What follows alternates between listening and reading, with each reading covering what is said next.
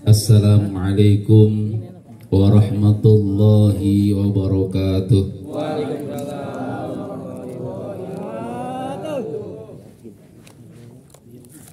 Bismillah, alhamdulillah.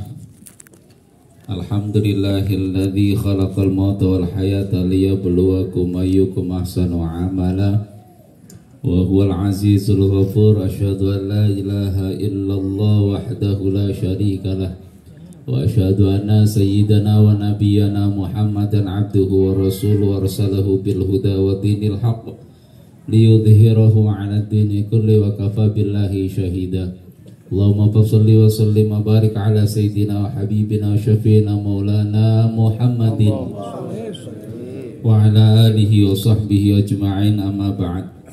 Hadratil mukarramin, para alimil ulama, para asatid, para hujat, para pinispuh, bil khusus guru-guru kita Tayyidullah Murabbi Rukhina Syekhna Al-Fadil Ustadzuna Ustadz Luqman Matanallah bituli hayati, Akhifillah Al-Mukarram, guru kita yang tadi sudah memberikan tausiahnya, Ustadz Usman Matanallah bituli hayati, guru kita, orang tua kita Ustadz Solihin Matanallah bituli hayati wa nafa'na bi'ulumih, Akhifillah Al-Mukarram Ustadz Akmal, Ustadz Baji Ali, Ustadz Saiman, dan saudara saya insyaallah besok mau ketemu Mekah, insyaallah Bapak Ustadz Haryadi, dan juga keluarga besar Bapak Usub yang dirahmati Allah Subhanahu wa taala, Bapak RT, Bapak RW. Mana RT libur, mana RT libur tadi ada di sono. Mainan HP mulu, sini lah RT libur. Besok mati juga ada sini. Mana? Enggak kelihatan. Depan. Lari ke depan, Pak, lari ke depan katanya. Takut dipanggil ya. Itu kawan lama. Sini. Saya kangen sama ente. Burung, masih ada burung. Saya kenal burung gara-gara beliau nih. Burung. Iya, jauh banget tuh, masih jadi RT, masih dulu mah masih rada-rada kecilan dikit. Sekarang masih segitu-gitu aja. Dulu belum kenal PPH, sudah kenal saya. Alhamdulillah, saya dikasih burung jadi suruh diem, gak usah ngomongin dia, begitu katanya. Bapak RT libur, dan tuh apa namanya? Ustadz Joko Rianto, itu di Facebooknya luar biasa. Hadirin jamaah ta'zin yang dirahmati oleh Allah Subhanahu wa taala. Alhamdulillah, segala puji bagi Allah Subhanahu wa taala yang senantiasa melimpahkan rahmat serta hidayahnya kepada kita, sehingga alhamdulillah berkat rahmatnya malam hari ini kita dapat sama-sama berkumpul bertakziah mendoakan almarhumah Ibu Hajah Minah binti Jenan ya, yang telah dipanggil Allah Subhanahu wa taala 40 hari yang lalu. Tentunya harapan dan doa kita bersama, mudah-mudahan almarhumah senantiasa kuburnya dilapangkan oleh Allah Subhanahu wa taala, mendapatkan cucuran rahmat dari Allah Subhanahu wa taala, kesalahan kealfaan sebagai manusia biasa diampuni oleh Allah Subhanahu wa taala, dan semua bentuk amal ibadahnya, amal solehnya semuanya diterima di sisi Allah Subhanahu wa taala. Shalawatullah salam semoga senantiasa tercurah limpahkan kariban baginda alam Nabi Muhammad sallallahu alaihi wasallam. Hadirin jamaah takziin yang dirahmati oleh Allah Subhanahu wa taala. Bu. Nyaut, kirain kagak. Habis dari tadi rumahnya kenceng banget. Hadirin jamaah yang dirahmati oleh Allah Subhanahu wa taala, saya mah bosen ya. Kayak udah sering banget di sini acara lagi-lagi saya. Ya ini apa ya bahasanya? Enggak ada Bang Joko, enggak ada bahasa Ustadz tolong datang ke sini ceramah, kagak ada. Kagak ada, telepon aja tadi maghrib. Ustadz bisa datang enggak? Kemarinnya saya ngisi di Nurul Solihin bilang saat besok 40 hari ya insya Allah ya. Maghrib dia telepon lagi, Ustaz jangan lupa datang. Udah, oh berarti kan ada yang ceramah. Udah, saya memang pengen hadir doang, ini orang tua saya gitu ya. pengen hadir doang. Cuman tadi saya maghrib saya telepon Bang Yadi, saya mohon maaf malam Kamis tidak bisa hadir acara Walimatus Safar karena dia ngundangnya juga mendadak. Emang sering dadak itu. Coba. Baru kemarin malam Senin ngomong pas taklim itu juga pas taklim kagak ke rumah. Pas saya ngisi taklim ngomong, "Saat besok malam Senin ke rumah ya." Pengen dihadiri tapi ngomong mendadak begitu. Saya udah ada jadwal, malam Kamis sudah ada jadwal. Jadi saya bilang, "Mohon maaf Bang Yadi, saya nggak bisa hadir." Kalau ini tadi alhamdulillah bisa taklim dulu, alhamdulillah bisa sampai ke sini. Tapi juga gak suruh ngomong, suruh datang doang, suruh makan ini nih. Ustaz, doa Ustaz. Ya Allah. Ini gak apa-apa ini. Lanjut. 15 menit deh. Terusin Ustaz, guru kita, Ustaz Usman. Alhamdulillah, tadi sudah banyak yang disampaikan oleh guru kita. Beliau telah menyampaikan ilmunya kepada kita bahwa kalau orang tua meninggal maka anak sedihnya cuma 2 hari. Kalau anak yang meninggal, orang tua sedihnya sampai berbulan-bulan. Iya, kehoyong-hoyong, keingetan mulu. Tapi giliran orang tua yang meninggal, anak cuma 2 hari, habis itu nyari surat, katanya begitu. Saya ingetin saya, pokoknya 2 hari nyari surat aja ya. Jangan kabur Ustaz, belum kelar. 2 hari nyari surat, 2 hari nyari surat. Kagak ketemu sampai seminggu dicari tuh surat. Sampai seminggu. Ya Allah ya Rahman, saya jadi keinget. Saya memang nggak mau ngobrol sebenarnya ini. Jadi keingetan tuh. Seminggu nyari surat. Kalau nggak ketemu berantem tuh. Iya kan? Saling tunjuk-tunjukkan sama kakaknya, sama adiknya. Tapi insya Allah keluarga besar Ibu Hajah almarhumah Ibu Hajah Minah binti Jenan ini min ahlil khair semua. Jadi gak ada yang rebutan begitu, gak ada. Yang ada doain, doain. Nah, termasuk ponakannya. Itu kan jadi ceram ponakannya ya, ponakan itu ya. Nah, ilok nyari surat, banget. Jadi doain. Jadi hati-hati, jangan sampai almarhum orang tua kita nangis gara-gara kita yang kemudian ditinggal baru 2 hari nyari surat tuh nangis di sana nangis. Ya Allah, ini diceritakan sama sahabat Nabi SAW Abu Kilabah. Abu Kilabah ini salah satu sahabat Nabi, yang luar biasa banyak meriwayatkan hadis. Termasuk Imam Bukhari itu mengambil riwayat dari beliau itu sebanyak 64. Sementara Imam Muslim mengambil riwayat dari beliau sebanyak 48 hadis.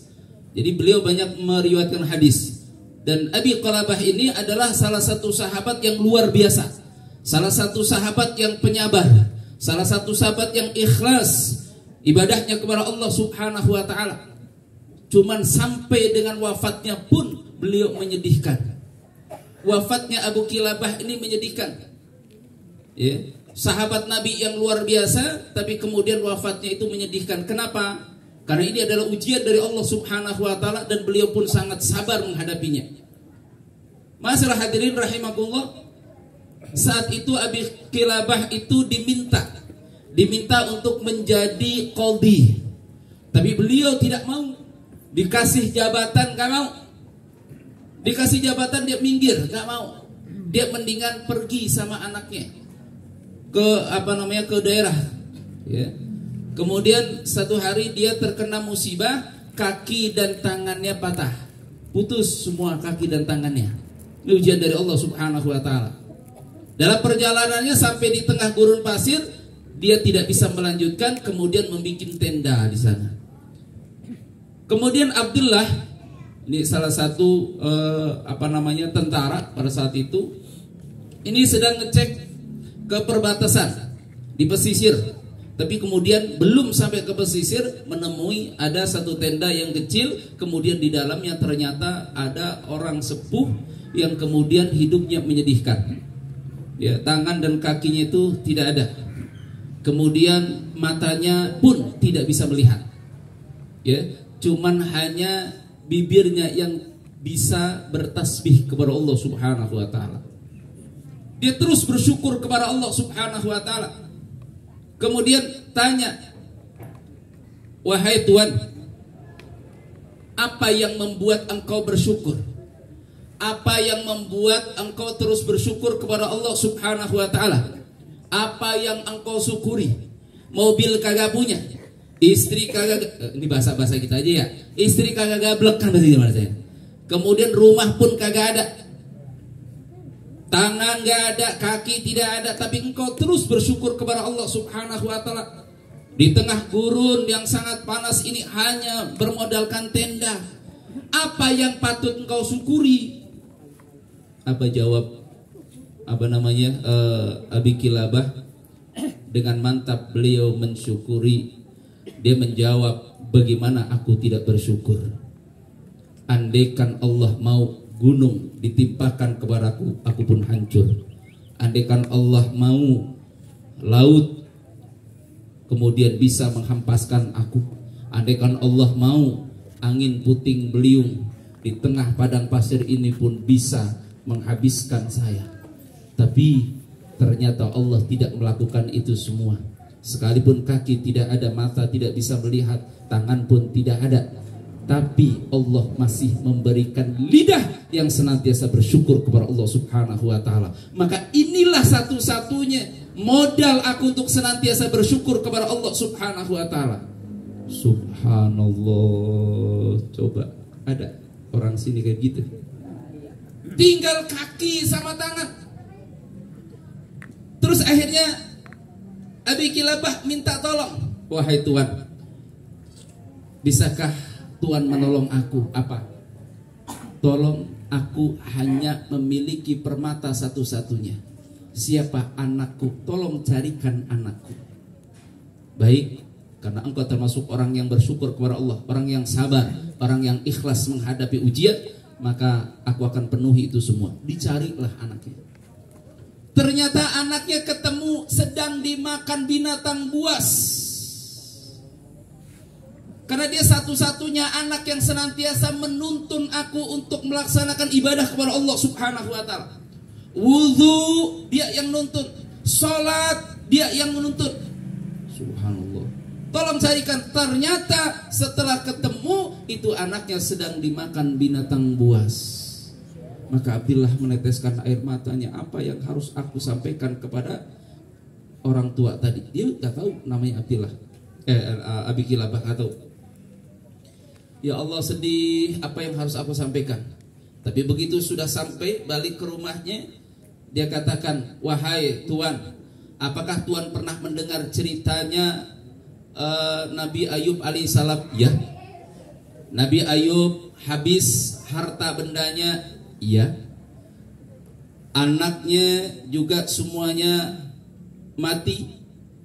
Ya. Apa yang dilakukan oleh Nabi Ayub? Tetap bersabar dan bersyukur kepada Allah Subhanahu wa taala.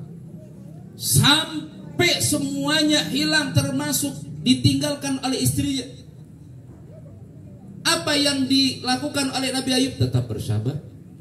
Sakit yang menggerogoti sedemikian rupa. Apa kemudian yang dilakukan oleh Nabi Ayub? Tetap bersyukur kepada Allah Subhanahu wa taala. Semuanya orang menghinakan dia, semuanya orang mengucilkan dia karena penyakitnya. Apa yang dilakukan oleh Nabi Ayub? Tetap bersabar. Akhirnya Abi Kilabah udah gak sabar. Apa maksudnya Tuhan itu nanya begitu ke saya?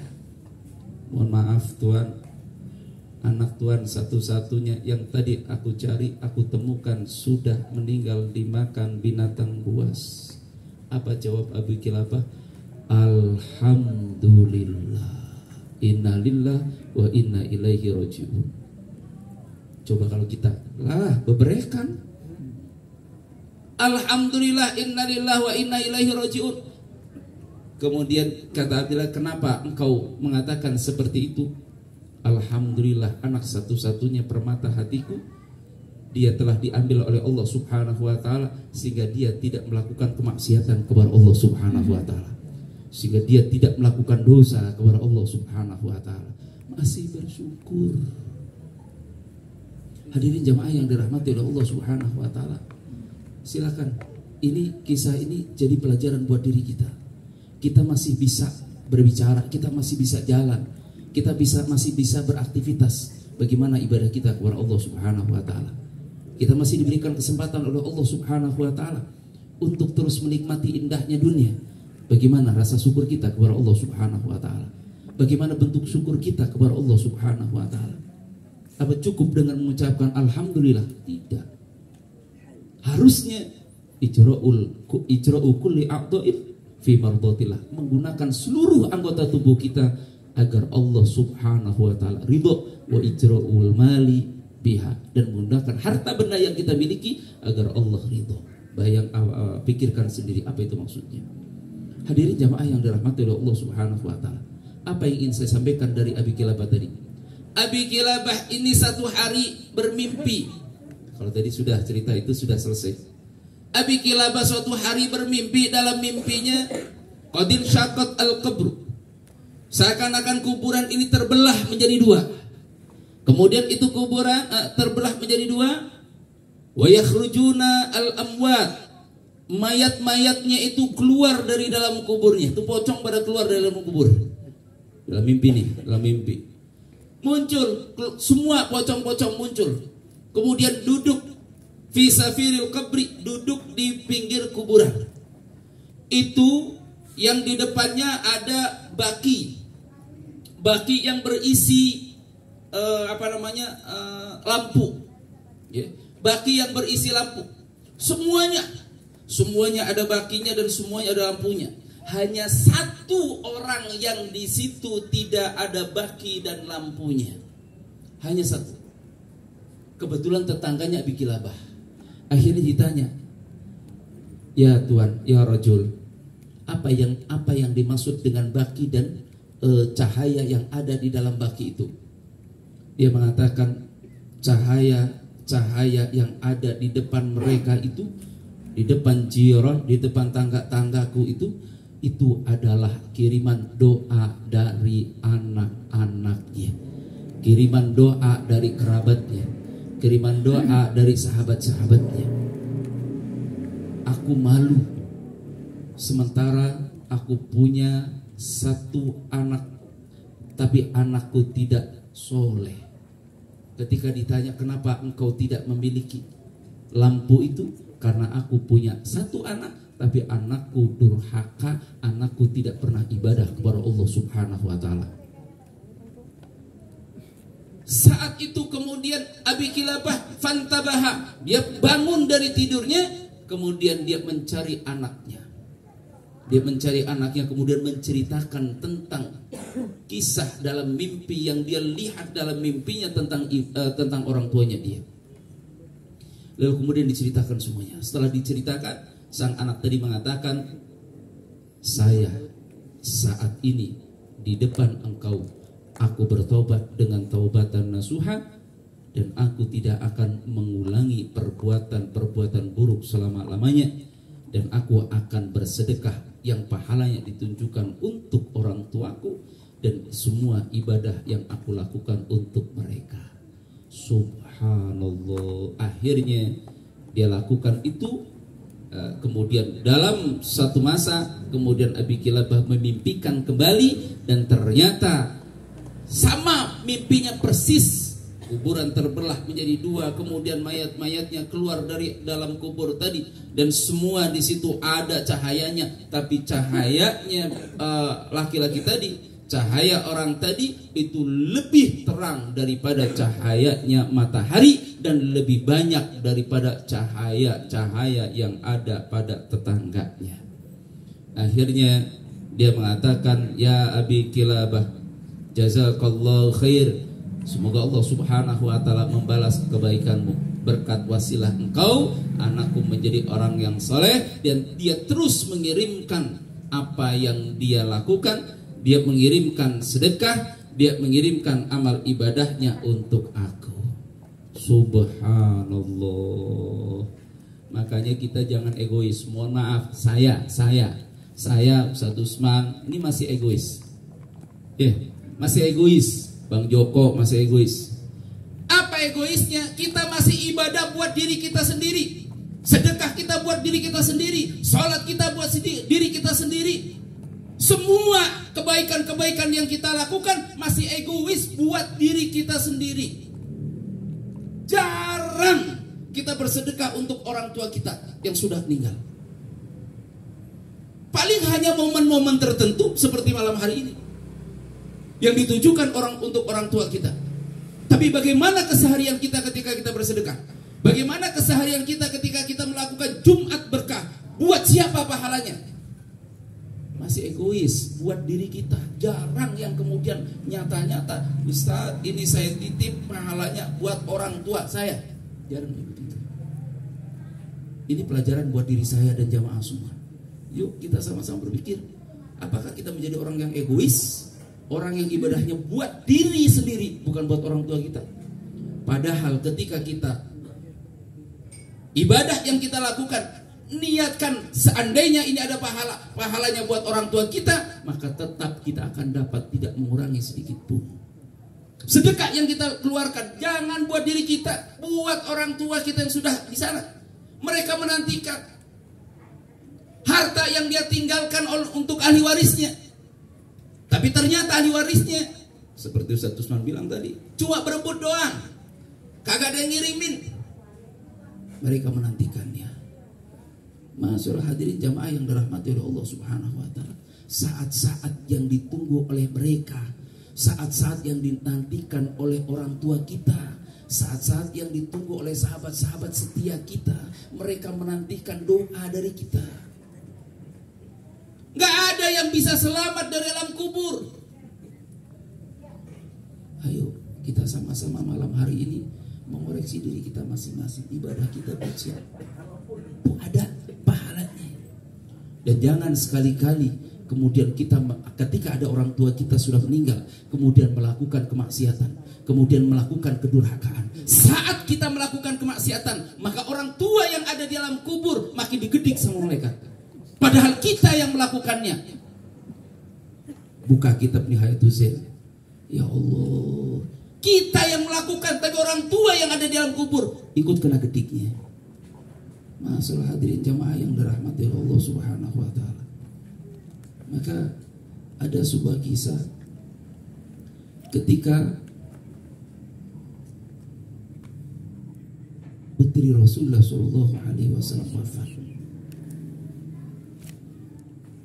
Kemudian jenazahnya humila janazataha ila arba'ati nafarin. Jenazahnya itu diangkat oleh 4 orang. Zawjuha, suaminya, yakni sahabat Ali radhiyallahu anhu wa karramallahu wajhah. Kemudian putranya Said Hasan dan Husain, dan kemudian Abu Hurairah. 4 yang diusung. Ketika sampai di kuburan, wa idza wudi'a fi safiril qabri, ketika jenazah itu diletakkan di pinggir kuburan, kemudian qama Abu Hurairah berdiri. Ya qabro, ini ngomong sama kuburan. Kalau Bang Yadi dia ngomong gila, ngomong sama kuburan. Kalau Bang Yadi dia ngomong stres sudah. Ya qabro, atadri malati jina bihi ilaika. Wahai kuburan, tahukah engkau aku datang kepadamu dengan siapa? Siapa yang aku akan hantarkan kepadamu?